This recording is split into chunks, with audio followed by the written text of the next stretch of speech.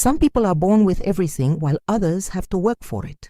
In my family, that contrast couldn't be more obvious. While my sister Sophie struts down the hallways of our boutique hotel like she's a celebrity, I spent hours hunched over spreadsheets and financial reports. At 29, I've dedicated half my life to this business my father built from scratch. Today, as I was going over last quarter's numbers, something caught my eye. A bunch of expenses labeled public relations seem off. The amount is huge, over $2 million. My stomach churned as I recognized the pattern behind these transactions. There's Sophie's spending, I'm sure, but I need solid proof before taking this any further. One thing's for sure. This discovery is going to change everything in our family. Subscribe to the channel and leave your like to get access to more stories like this. I grew up watching my father turn a small hotel into a respected chain. William Parker, a man who started from nothing and built an empire with determination and vision. My mom, Catherine, was always his safe haven, but also his biggest supporter when it came to Sophie, my younger sister. Sophie was born when I was 3. Even as a little girl, she charmed everyone with her smile and magnetic personality. While I was helping out at the front desk at 16, she was busy being the family princess.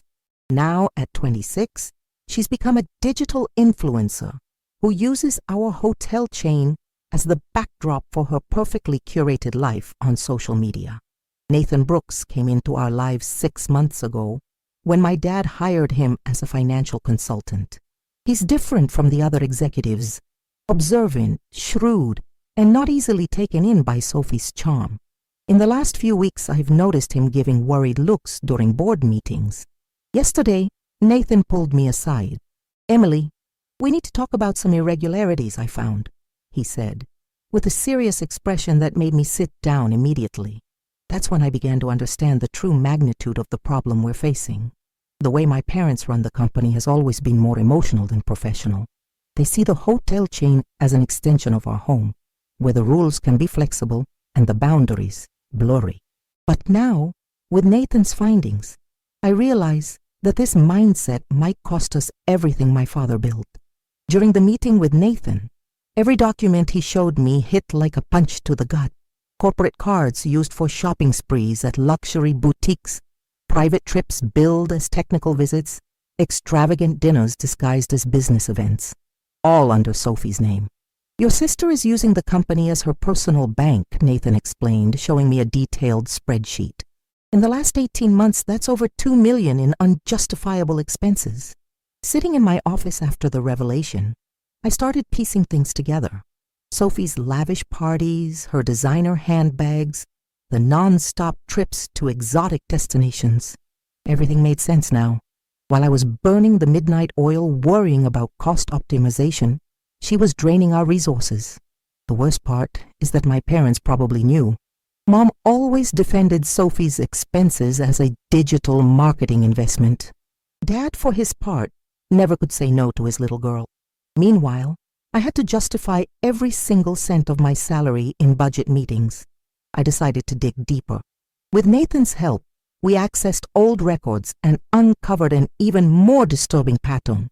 Sophie had set up an elaborate system to disguise her personal expenses as operating costs. She used specific codes, manipulated descriptions, and even created fake events to justify her spending. "Emily, there's one more thing you need to know," Nathan said hesitantly. "I found documents showing that you are technically the majority shareholder of the company." My heart stopped. Years ago when I turned 21, my dad had transferred some shares to me as a gift. At the time, I thought it was just a symbolic gesture. Now those shares represented real power, power to bring about the necessary changes. "What are you planning to do?" Nathan asked, his voice soft but firm. I looked out the window of my office, watching the hotel activity below. Dedicated employees, some of whom had been here for decades, all depending on the financial health of this company. I couldn't let Sophie's irresponsible behavior put all of that at risk. I needed to talk to my dad before taking any drastic steps. I arranged lunch with him at the hotel restaurant, away from prying family eyes. While waiting for his arrival, I mentally organized all the documents and evidence Nathan had shown me. "Sweetheart, you look worried," he said, sitting down across from me.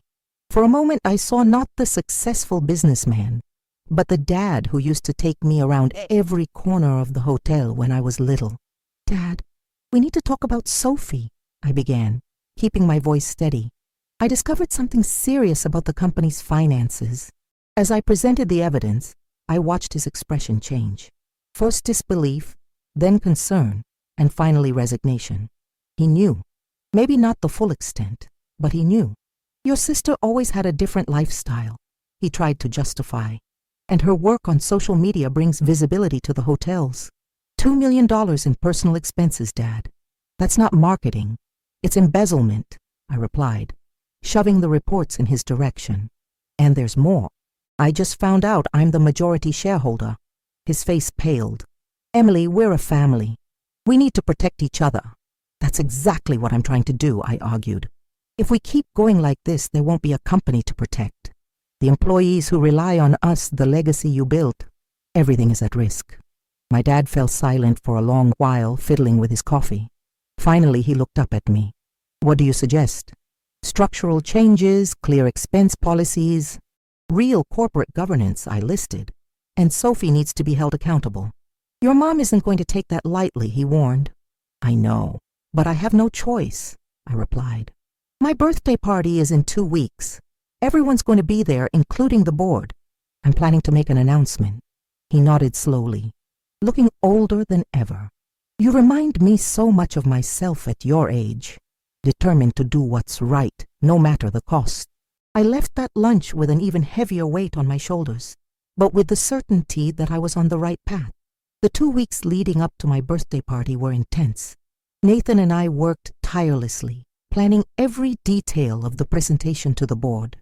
We documented every irregular transaction, organized the evidence, and put together a full restructuring plan for the company. During that time, Sophie continued with her normal routine, completely unaware of what was coming. She posted photos on her social media, using the hotel as the backdrop for her life of luxury. The irony wasn't lost on me. Each photo was practically a public confession of those irregular expenses. On the eve of the party, I got a call from my mom. "Honey, I have a wonderful surprise for your birthday," she said, barely containing her excitement. "Your dad and I decided to transfer your house to Sophie. She needs her own place to create content, and you spend so much time at work." My blood ran cold. The house I bought with my own money, saving for years, was about to be handed over to Sophie. That was the last straw. The night of the party arrived. The hotel's main hall was elegantly decorated, packed with executives, family members, and board members. Nathan stayed quietly by my side, giving me silent strength. I watched Sophie mingling among the guests, filming everything for her social media. My mom called everyone's attention for a special announcement. While she was about to talk about transferring my house, I grabbed the microphone. "Thank you all for being here tonight," I began, feeling my heart pounding. "As the majority shareholder of this company, I have an important announcement to make." I saw Sophie's eyes go wide. My mom froze. My dad lowered his head, already expecting what was coming next. "In the last 2 years, our company has been facing serious financial management issues. Tonight, I'm presenting the board with evidence of over $2 million in irregular personal expenses disguised as corporate costs." The silence in the room was deafening. Nathan began handing out folders with the documents to the board members. "As the board chair and majority shareholder, I'm implementing immediate changes in management. Starting today, all expenses will go through strict oversight. New governance policies will be established, and yes, there will be consequences for those responsible for these irregular expenses." Sophie started crying, running over to my mom, who looked at me with a mix of shock and anger. For anyone wondering about the announcement my mom was about to make, no, my house is not being transferred to anyone. It was bought with my own money, unlike some of the irregular luxuries that were banked on the company. I turned to the board members. "In the folders you received, you'll find a detailed restructuring plan. I ask that you review and approve these necessary changes to secure the future of our company." The rest of the night was a whirlwind. Some guests left discreetly, while others stayed to discuss the revelations. Sophie disappeared with my mom, while my dad spoke quietly with board members. Nathan squeezed my hand under the table during the emergency meeting that followed. It was only the beginning of a long journey of change, but for the first time, I felt in control of my own destiny. In the days following the party, the storm I'd unleashed showed its true force. The board unanimously approved the proposed changes, but putting them into practice was an even bigger challenge than revealing them. My mom refused to return my calls, only sending me short messages through my dad. Sophie had isolated herself in her penthouse, sharing dramatic stories about family betrayal and sibling envy on her social media. Of course, her followers supported her unconditionally, unaware of the real story. The first week of changes was the toughest. I canceled all non-essential corporate cards, including the 5 different ones Sophie used. I put a new expense approval system in place and started audits in all departments. Nathan proved to be not only an excellent consultant, but also an essential support. While I dealt with family resistance, he coordinated the finance team for the new implementations. In the few breaks we had, he helped me keep sight of the big picture.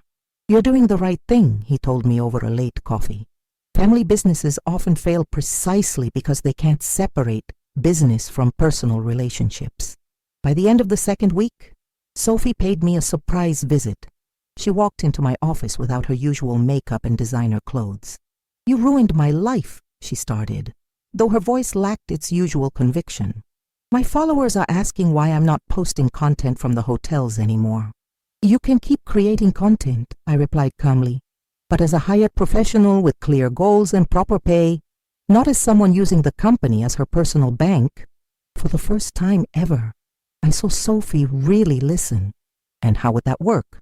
I pulled up a presentation I had prepared for just this conversation, a detailed plan of how she could legitimately become the digital marketing director of the company, with clear responsibilities and objectives. "You've got talent, Sophie. You always did. But you need to learn to use it professionally." She stayed silent for a long time, staring at the contract I laid out on the table. "Mom said that you hate me," she finally murmured. "No, I love you enough to stop you from self-destructing," I replied, "and I love this company enough to not let it sink." Sophie picked up the contract, said she needed to think it over, and left. That night, to my surprise, she posted a heartfelt video on her social media talking about personal growth and the necessary changes. The next day, my dad showed up, looking proud despite his obvious exhaustion. "Your mom is still processing all this," he said, "but she'll get it. I already have." I looked out the window of my office, watching the hotel buzz with activity. Employees were working with more confidence, knowing that now there were clear, fair rules. The hotel occupancy was rising, driven by a more professional management. Nathan arrived with more reports, smiling as he saw my dad. In the midst of all the turmoil, something unexpected was blooming between us.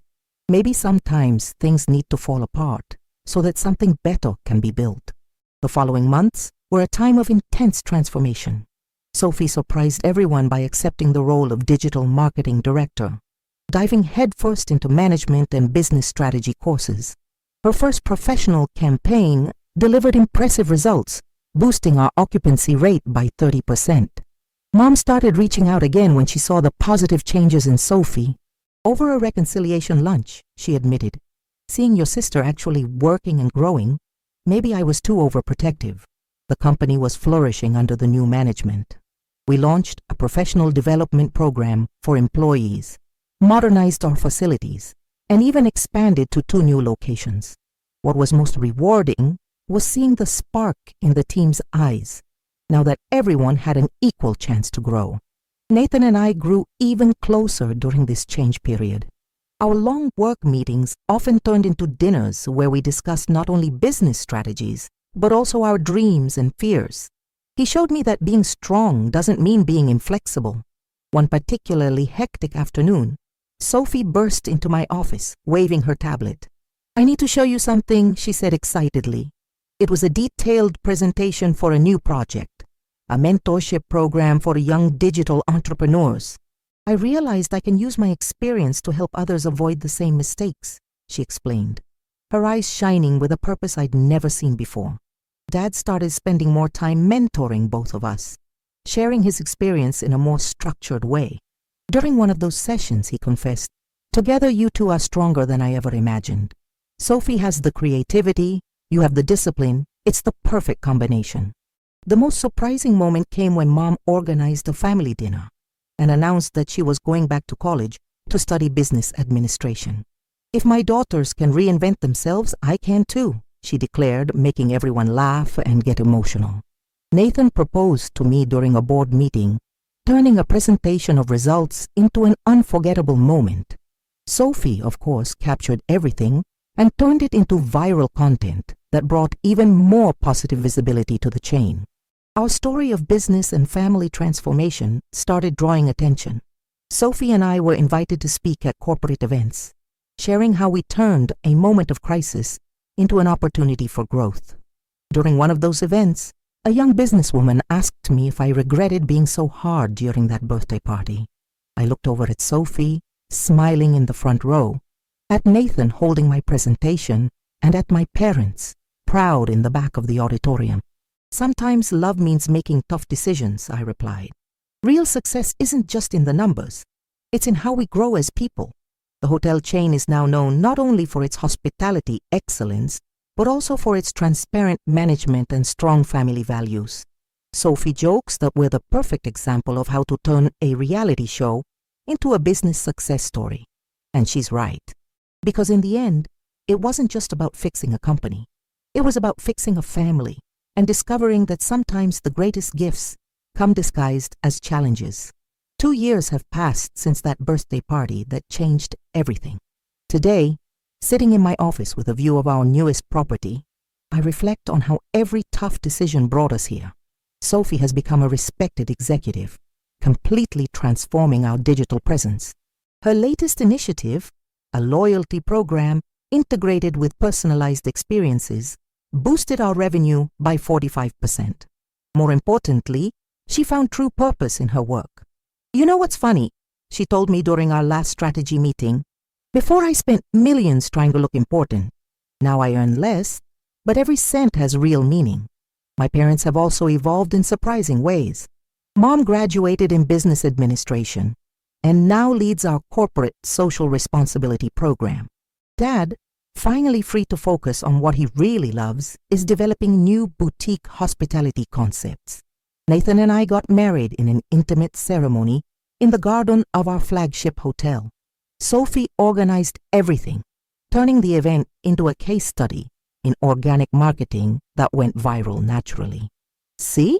We don't have to force anything anymore," she joked during her maid of honor speech. Our latest feat was especially significant. We opened a professional training center within the hotel. We offer free courses for young people interested in hospitality and management. It was an idea that Sophie and I developed in conversation, remembering how we started in this business. During the inauguration of the center, a young intern asked me what had been the toughest moment of this transformation. I paused for a moment before answering. The hardest part wasn't facing the family or implementing changes. It was accepting that sometimes we need to tear down old patterns to build something better. The company now runs with complete transparency. We implemented a governance system that has become a benchmark in the hospitality sector. Other family businesses come to us to understand how we manage to balance professionalism with family ties. Yesterday, during our monthly family meeting, Sophie presented numbers that exceeded all expectations. Mom, proud as ever, snapped photos for her Instagram. Yes, she's also gone digital now, but in a conscious and professional way. "Y'all turned my little hotel into something I never could have imagined," Dad said, emotional. "Not only bigger, but better in every way." Nathan, who is now our official CFO, smiled as he showed the annual report. The best part is that every number here represents a story of real growth. At the end of the day, Sophie and I went up to the hotel's penthouse. We reminisced about how it all started and laughed at the dramas that once seemed so huge. She snapped a selfie of us with the city in the background. "This one's for the personal archive," she said, putting her phone away. Some stories don't need to be shared with the world. Looking at the horizon, I felt a deep sense of gratitude. The crisis that could have torn our family apart ended up making us stronger.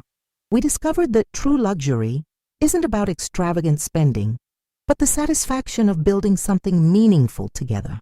And tomorrow, when I open the door to my office, I know I'll find not just a thriving company, but a family that learned to grow together, respecting boundaries and celebrating true achievements. This morning, as I walked down the hotel corridors, I stopped to look at an old photo on the wall.